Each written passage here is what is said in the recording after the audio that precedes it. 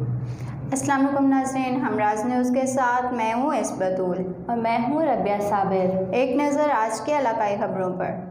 सबसे पहले खबर शामिल करेंगे कराची पाकिस्तान मुस्लिम लीग फंक्शन यूसुफ फोर्ड की सदर अजीम भट्ट की क़यादत में रैली निकाली गई। रैली में ओहदेदारान और मेंबरान की काफ़ी तादाद में शिरकत की, जिसमें बशीर, अयाज, इरफान, महाज और काफ़ी लोग शरीक हुए।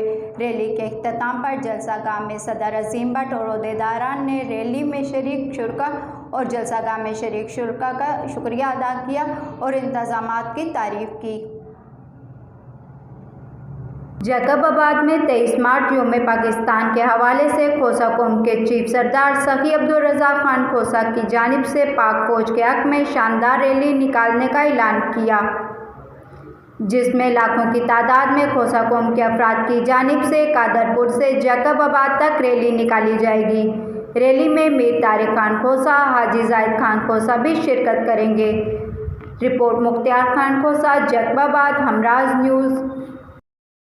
ये थी अब तक की खबरें और अपडेट्स। मज़ीद खबरों और अपडेट्स के लिए देखते रहें हमराज न्यूज़। यहाँ पर विज़िट करें हमारा फेसबुक पेज और सब्सक्राइब करें हमारा यूट्यूब चैनल।